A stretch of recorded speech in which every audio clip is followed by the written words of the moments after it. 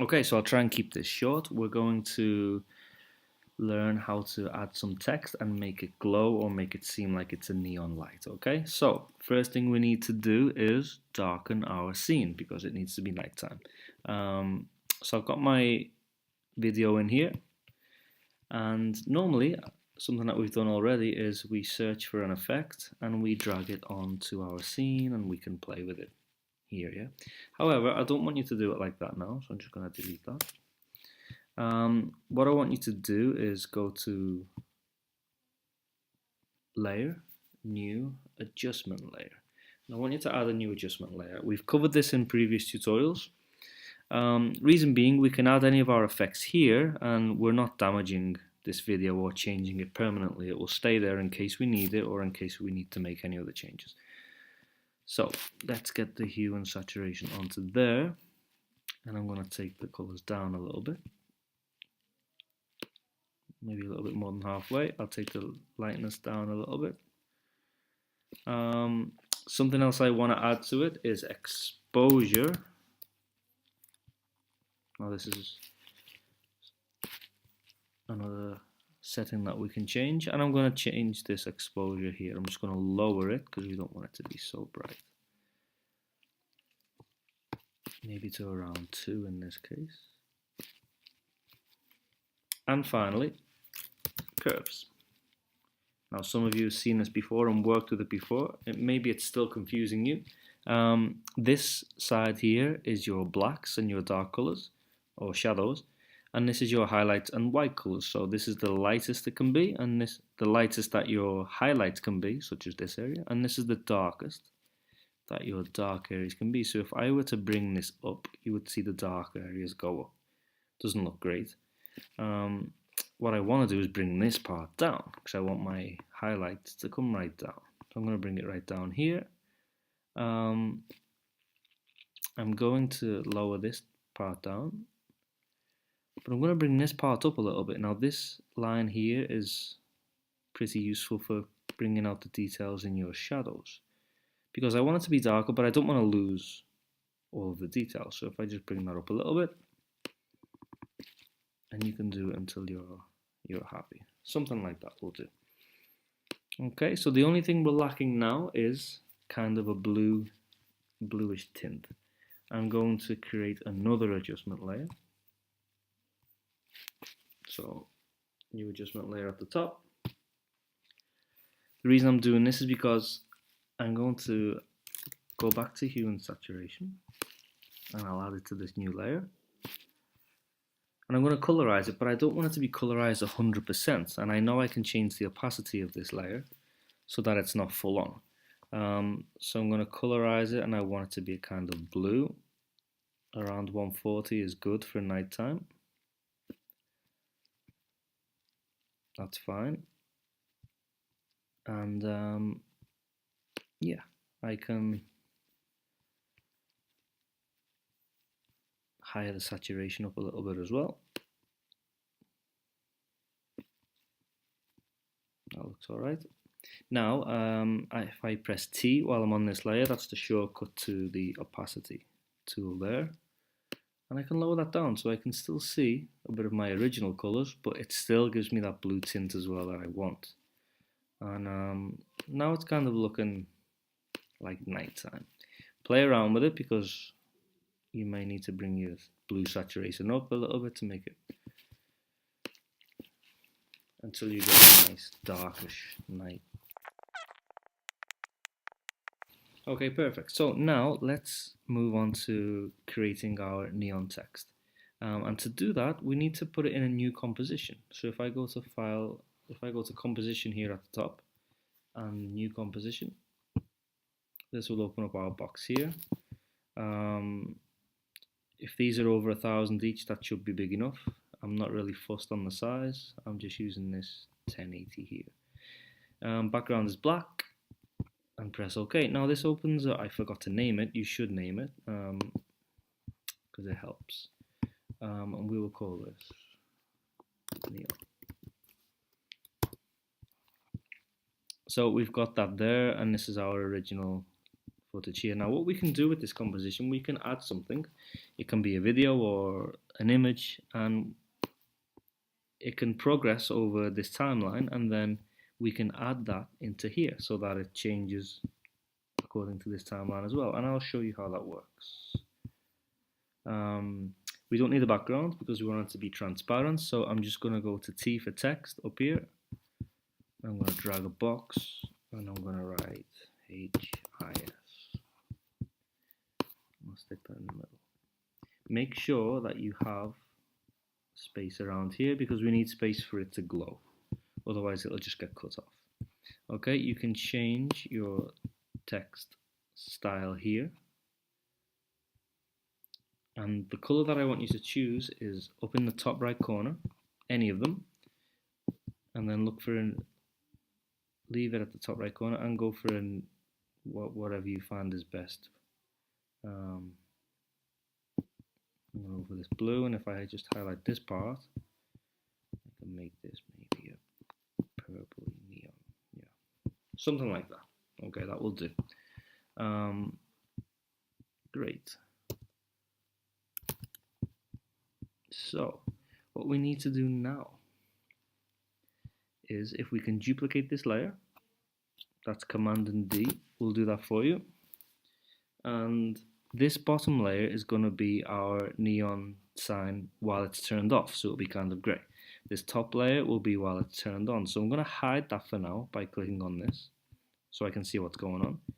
I'm going to select this layer and I'm going to right click and I'm going to go to layer styles, and the one I want is bevel and emboss. Now what this does, it gives it a little bit of detail. You can't really see unless I zoom in. As you can see, without that, you can see the difference. It's kind of giving it some decent detail here. So that's what I want there, bevel and emboss. Then I want you to go to effects and presets, and there's an effect called fill. Just grab this and throw it on top. And I want you to change the color to dark gray. So you can select the box where it says color, and you can get the color down here. Not black, but kind of a dark gray. And that will do fine. Okay, so when it's turned on, it's like this. When it's turned off, it's like that. Okay, so this one, I'm going to duplicate it again. Command and D. This one will be our kind of blurry glow, and this one will be the details that's on top of it. So to do that, with this middle layer selected, search for blur, and there's one called fast blur. It's near the bottom, fast blur legacy. Just drag this on top. Now adding these settings, pulling this up will give it kind of a blur as if it were a light. You're completely flexible with how much you want this to stretch out. I've seen examples where it's like this, which sometimes turn out really well. Whatever you prefer, I'm going to keep it closer like that for now, but please experiment and do as you wish. Okay, now at this top layer, I need to go right click and go to layer styles again, and we want an inner glow. So I need to select inner glow. As you can see, it changes there. Again, it's more and more like a light. And within your layer down here, if you can click on inner glow for me, and where it says source, just change this to center. That means our light is coming from the center and not from the edge. So we're almost there. The final thing we need to do is duplicate this layer one more time. Command and D. And if we go down to layer styles, just delete this inner glow if you press cancel on that, because we don't want that to duplicate. What we do need is just to add some detail again, the way we did on the first layer, and it's layer styles, and it was bevel and emboss, and it adds a bit of style to this. Okay, so we've got our text. It kind of glows. Now we need to make I'm going to show you how to set it so that it flickers, so that it turns on and off. Remember, this layer here was the one that was turned off. So I want you to select the other 3 layers. If you hold down Command and click on those layers, you can select them all.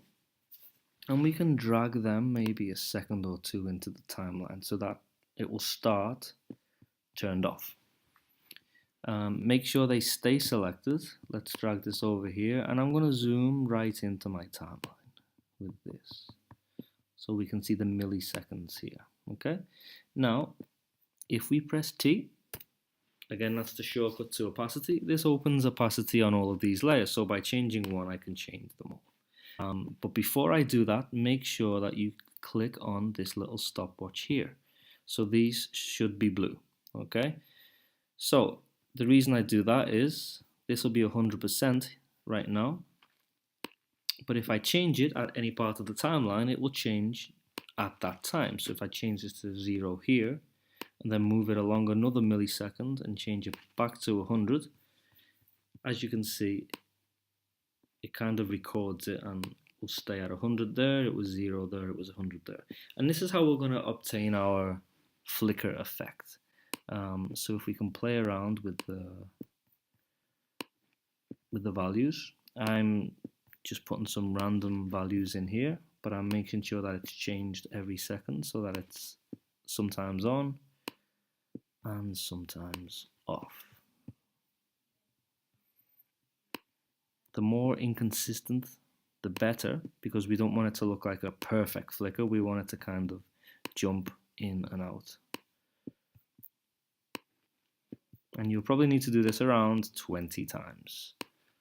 What I recommend is leaving some spaces as well. It doesn't have to be every millisecond. You can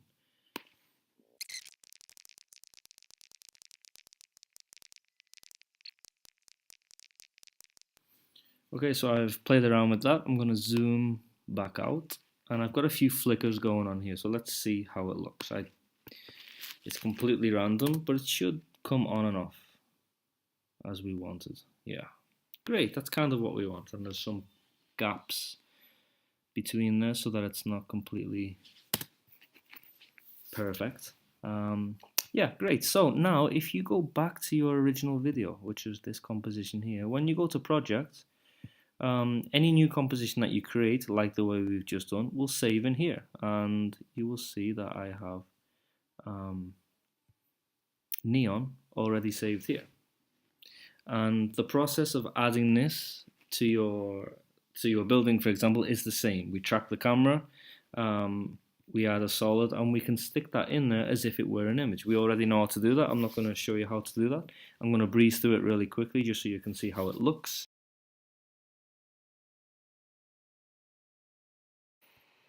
Okay, so I haven't lined it up perfectly. I just want to see that the lights work. So as you can see, it's turned off. There's a bit of a flicker, it turns on, and it glows, and that's what we want. So that's how you do it. There we go. Yeah, that's playing at normal speed now. Great, and just a quick tip: you don't only have to do this with text. You can also do it with the pen tool, and I will show you really quickly in less than 1 minute how to do that if you want different shapes. It's new composition again. Okay, let's just use a letter as our shape. Let's say if I wanted to do the H, that's fine. Now if I click away from here, so I don't have this layer selected, and I go to the pen tool, I can simply draw around this. So if you look at the top, I have fill turned off and just the stroke turned on, and if I just hide the H, it looks like that so far. I can change the thickness of it. It's just doing that one for now because that's the only one I've got selected. Yeah, so I'm going to leave it like that. And you can delete this. You can delete this and just use this. So it's the same process. Yeah, so try it like that, or try it with your letters.